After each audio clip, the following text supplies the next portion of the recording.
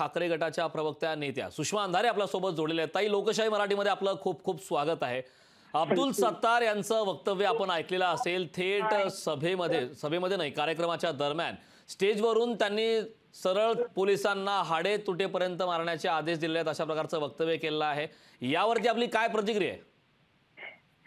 अब्दुल सत्तारजी असतील किंवा एकूण सगळेच मंत्री असतील, जे जे कोणी सत्ताधारी आहेत त्या सगळ्या सत्ताधाऱ्यांसाठी आणि त्यांच्यासाठीच फक्त पोलिसांनी काम करायचंय। पोलिसांनी गोरगरिबांच्यासाठी कामच करायचं नाही, असं एकूण नॅरेटिव्ह सेट करण्याचा प्रयत्न कदाचित चाललेला आहे की काय, इतकं वाटण्या इतपत वातावरण गढूळ झालेलं आहे।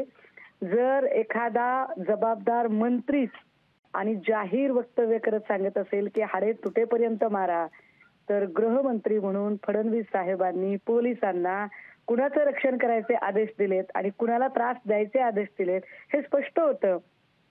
मला वाटतं जिसकी लाठी उसकी भैंस है, आणि त्या न्यायाने हा सगळा खेळ चाललेला आहे। नक्कीच आणि यांचा निषेध व्यक्त करण्यातही अर्थ नाही। यांचा निषेध जरी तुम्ही व्यक्त केलात, यांच्यावर काही कारवाई होत नाही, आपण निषेध व्यक्त केला तरी त्याची कोणी दखल घेत नाही, किंवा मग लोकांनी आंदोलनं केली, लोकांनी न्याय मागितला तरी लोकांकडून त्याची कुठली FIR पोलीस लिहून घेत नाहीत। पोलीस फक्त आणि फक्त सत्ताधाऱ्यांकडून FIR लिहून घेतात आणि सत्ताधाऱ्यांचेच आदेश पाळतात।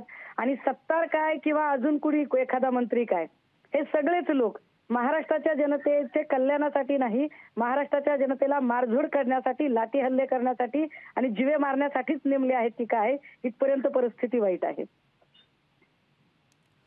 नक्कीच ताई, खूप खूप धन्यवाद। आपण लोकशाही मराठीशी संवाद साधला त्याबद्दल।